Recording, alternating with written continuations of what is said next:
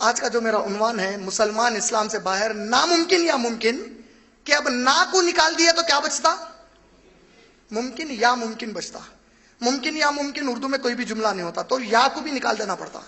ممکن ممکن بچتا، وہ بھی صحیح نہیں دکھتا. تو مسلمان اسلام سے باہر، اب میں جو عنوان پہ باقی کی پوری تقریر کروں گا وہ ناممکن یا ممکن نہیں ہے. کیا بچ گیا؟ ممکن ہی ممکن. مسلمان اسلام سے باہر ممکن ہی ممکن، یہ میرا عنوان ہے باقی کا. علماء دین ہمارے ماشاءاللہ کئی ایسے خدمات کیے ہیں جس سے ہم جاہل امتی پوری طرح واقف نہیں ہیں. اور علماء دین جب میں کہتا ہوں تو ایک چیز واضح کرتا چلوں اس کے اوپر بھی. علماء کے تعلق سے ایک حدیث سناؤں آپ لوگوں کی، آگے بڑھ جاؤں. اللہ کے نبی کریم صلی اللہ علیہ وسلم فرماتے ہیں، اچھا اس کو کہنے کے لیے واقعہ بھی پیش کر دیتا ہوں پورا. ابو ہریرہ رضی اللہ تعالیٰ عنہ کا آپ لوگوں نے نام سنا؟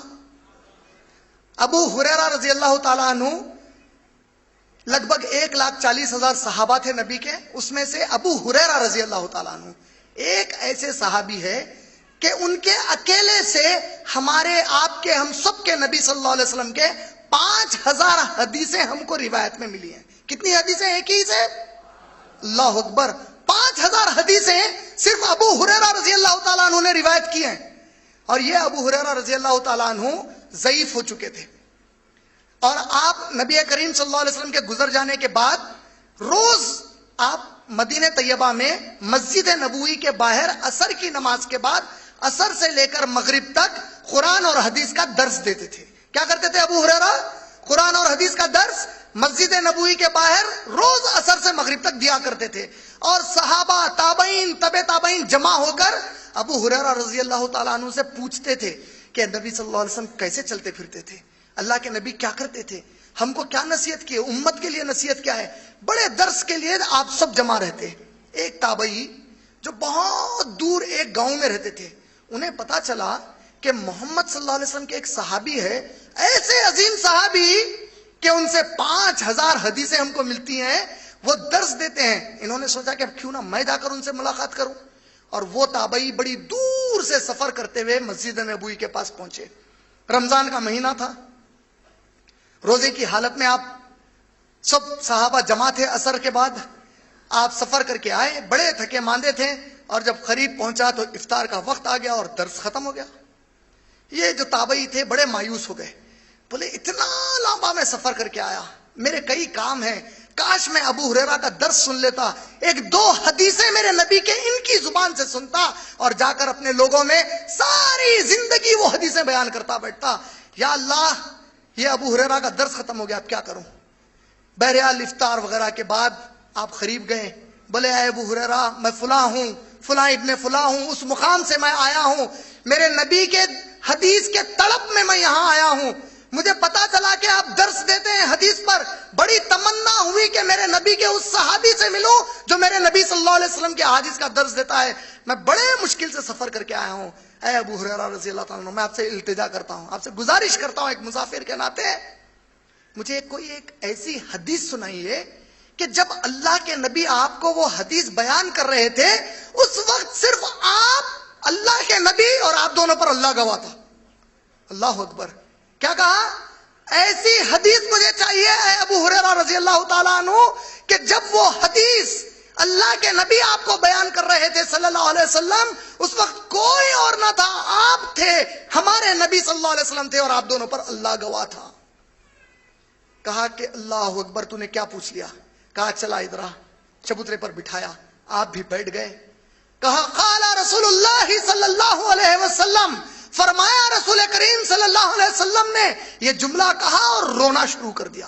کون رونے لگے؟ ابو ہریرہ رضی اللہ تعالیٰ عنہ. یہ حدیث بیان کرنے شروع کیے، رونا شروع کیے اور اتنی شدت سے رونے لگے کہ بے ہوش ہو گئے. اللہ اکبر. یہ تابعی پریشان ہو گئے، بولے اللہ کی قسم ہے کہیں ان کی جان نہ نکل جائے، کہیں صحابہ میرے گردن نہ پکڑ لے کہ کمبخت تو نے قتل کر دیا ہمارے ابو ہریرہ کو. ہیبت کھا گئے. صحابہ دوڑتے آئے، بولے کیا ہوا؟ کہا کہ ایسا ایسا ہوا، کچھ پانی چھنکا. ابو ہریرہ پھر ہوش میں آئے. کہا اے ابو ہریرہ رضی اللہ تعالیٰ عنہ، ٹھیک ہے میں آپ سے کل ملتا ہوں. کہا نہیں، تو نے میرے نبی کی بات پوچھی ہے، بیٹھ. پتا نہیں کہ ابو ہریرہ کی جان باقی رہے یا نہ ہے، نبی کی بات تو سن جانا۔ اللہ اکبر، یہ تڑپ نبی کی بات بتانے کی کہ پتا نہیں میری جان نکل جائے، تو میرے نبی کی بات سیکھنے آیا تو میں تجھے کیسے چھوڑ دوں، سن میری بات پہلے۔ بٹھا لیا، پھر کہا قال رسول اللہ صلی اللہ علیہ وسلم، پھر رونا شروع کیے، اتنا روئے کہ پھر بے ہوش ہو گئے۔ صحابہ پریشان ہو گئے۔ صحابی نے کہا نہیں کوئی بات نہیں، ان کی ضعیفی ہے، وہ ان کے عمر کا تقاضا ہے، وہ شدت پتہ نہیں کون سی حدیث آپ کو بیان کرنا چاہتے ہیں، تھوڑا صبر کرو۔ پانی چھڑکا، تیسری بار ہوش میں آئے، کہا کہ انشاءاللہ اب کچھ نہیں ہوگا۔ کہا قال رسول اللہ صلی اللہ علیہ وسلم، اللہ اکبر، کیا حدیث ہے میرے بھائی۔ کہا رسول اکرم صلی اللہ علیہ وسلم نے، اور جب کہا میرے بھائی سن، اس وقت اللہ کی قسم ہے سوائے میرے نبی کے، میرے اور ہم دونوں پر اللہ کے گواہی کے کوئی اور وہاں موجود نہیں تھا۔ میرے نبی نے کہا کہ اے ابو ہریرہ، میرا رب مجھ سے کہتا ہے جو جہنم اور جنت ہے، جنت میں سب سے پہلے میری امت کو ڈالا جائے گا، اسی طرح جہنم بھی میرے امت سے شروع کی جائے گی۔ کیا کہا اللہ نے؟ اے میرے نبی، آپ اگرچہ کہ آخری رسول اور آخری نبی ہے، آپ کے بعد کوئی نہ نبی آئے گا نہ کوئی رسول آئے گا، لیکن آپ کی امت آخری، آپ آخری نبی ہونے کے باوجود اللہ آپ پر فضل و کرم کرے گا کہ سب سے پہلا حساب اور کتاب آپ کی امت سے شروع کرے گا، اور ان کا حساب جلدی کر کے، ان کے معاملے ان کے ساتھ کر کے ان کو رفع دفع میدان محشر سے کر دے گا۔ اللہ کے نبی نے کہا میرا رب مجھ سے کہتا ہے اے ابو ہریرہ کہ جنت کی شروعات میری امت سے ہوگی اور جہنم بھی میری امت سے شروع کی جائے گی، اور میرا رب مجھ کو کہتا ہے کہ جہنم کا انوگریشن، جہنم کی شروعات، جہنم میں سب سے پہلا شخص جو ڈالا جائے گا میری امت کا وہ عالم رہے گا جس کے علم کی لوگ قدر کرتے رہیں گے، لیکن وہ قرآن اور حدیث کے علاوہ دوسری طرف بلاتا رہے گا۔ اللہ اکبر۔ میری امت کا وہ عالم دین رہے گا کہ لوگ سمجھیں گے وہ عالم ہے، اس کے علم سے متاثر ہوں گے، لیکن جب کبھی وہ لوگوں کو علم بانٹے گا تو قرآن اور حدیث کو چھوڑ کر دوسرا علم بانٹے گا۔ اللہ اکبر۔ اللہ ہم کو ایسے تمام علماء دین سے بچائے، اللہ ان کی صحبت سے کوسوں دور ہم کو کر دے۔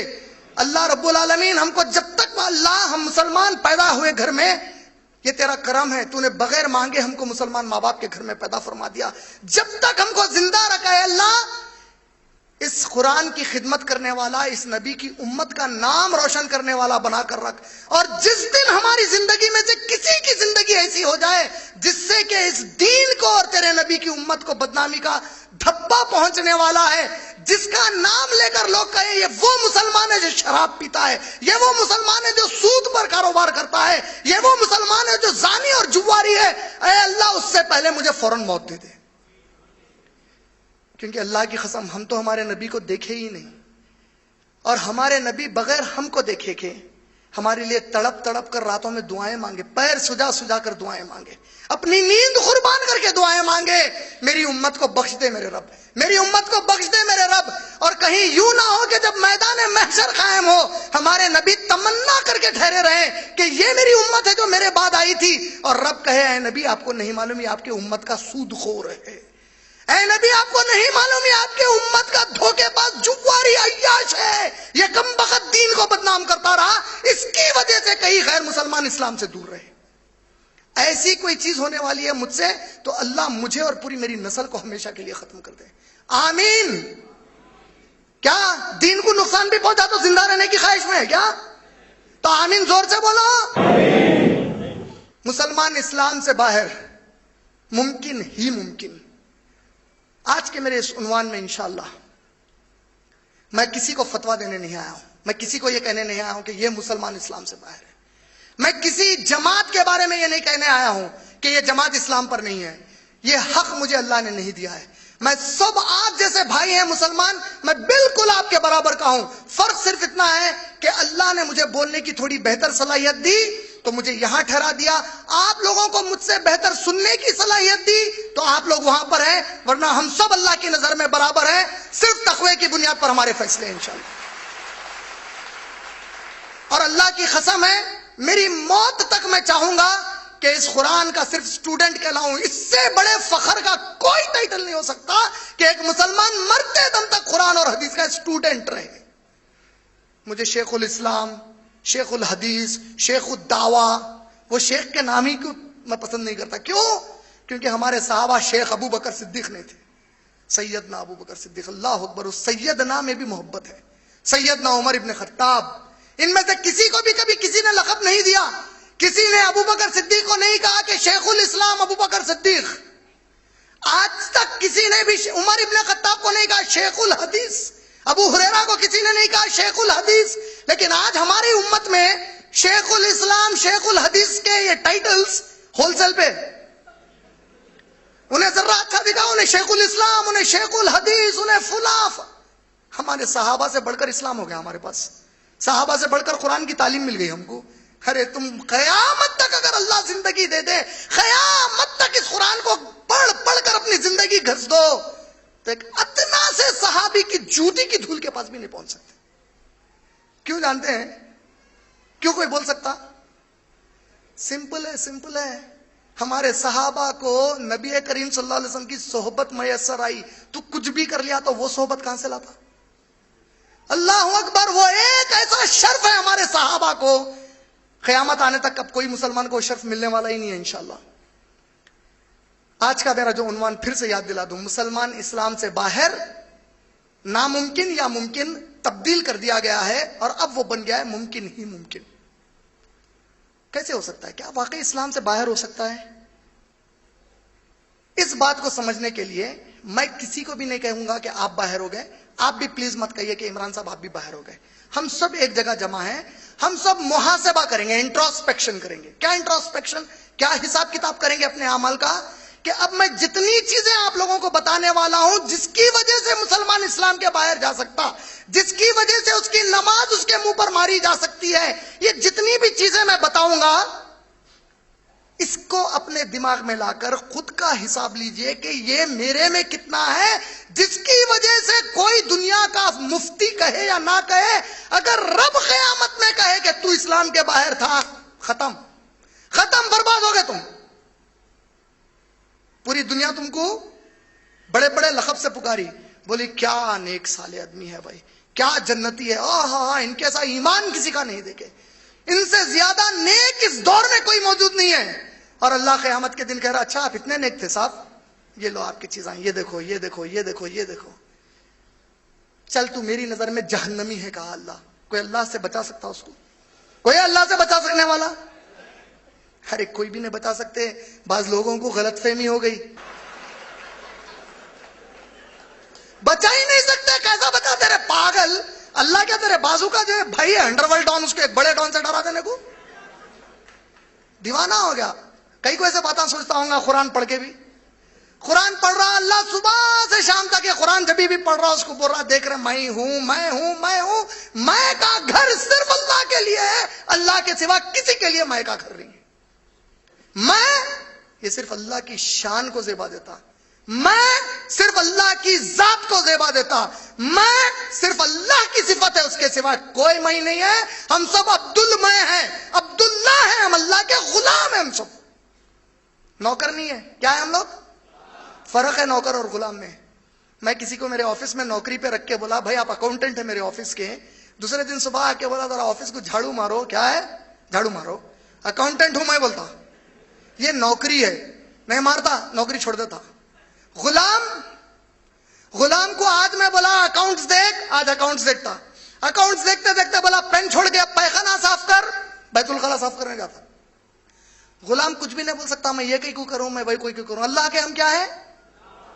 کیا نوکر یا غلام؟ غلام کا معنی ہے جو کچھ اللہ یہاں بول دیا، جو کچھ نبی سے بولنے لگایا، مسلمان منہ بند اور خالی سننا ہے. تیری کوئی مرضی چلنے والی نہیں ہے، تیری اوقات نہیں ہے کہ تو اللہ اور اس کے رسول کے حکم کے بعد اپنی کوئی بات کو منوانے کی کوشش بھی کرے. صحیح بول رہا ہوں کہ غلط؟ اگر اس کے باوجود کوئی منوانے کی کوشش کرا، یہی مسلمان اسلام سے باہر ہے. سمجھے کہ نہیں سمجھے؟ موٹے الفاظ میں ماشاءاللہ.